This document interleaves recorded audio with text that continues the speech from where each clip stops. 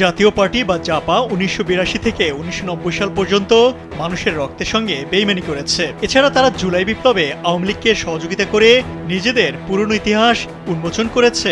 এজন্য তাদের বিরুদ্ধে কিভাবে পদক্ষেপ নেওয়া হবে তা জানিয়েছেন দেশের সর্বোচ্চ আইন কর্মকর্তা অ্যাটর্নি জেনারেল মোহাম্মদ আসাদুজ্জামান। গণ অধিকার পরিষদের সভাপতি নুরুল হক নুরের উপর হামলা ও মারধরের ঘটনাকে গভীর ষড়যন্ত্র ও চক্রান্তের অংশ বলে মনে করছেন তিনি। শনিবার ঝিনাইদহ শহরের টেলিভিশন সেন্টার পাড়ায় জাতীয় বিশ্ববিদ্যালয়ের আঞ্চলিক কার্যালয়ের উদ্বোধন অনুষ্ঠানে গিয়েছিলেন অ্যাটর্নি জেনারেল মোহাম্মদ আসাদুজ্জামান। দুপুরে সেখানে সাংবাদিকদের এক প্রশ্নের জবাবে জাতীয় পার্টি নিয়ে মুখ খুলেন তিনি।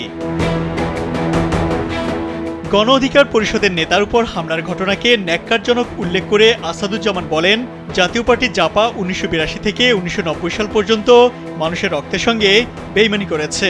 তারা জুলাই বিপ্লবে আওয়ামী লীগকে সহযোগিতা করে নিজেদের পুরনো ইতিহাস উন্মোচন করেছে। তাই দলটিকে নিষিদ্ধের যে দাবি উঠেছে সেটির আইনগত দিক যাচাই বাছাই করে পদক্ষেপ নেওয়া হবে। এদিকে জাতীয় পার্টি নিষিদ্ধের দাবি জানিয়ে শনিবার ঢাকায় বিক্ষোভ করেছে গণ অধিকার পরিষদ। এছাড়া ঢাকার বাইরেও বেশ কয়েকটি জেলায় বিক্ষোভ করেছে দলটির নেতাকর্মীরা।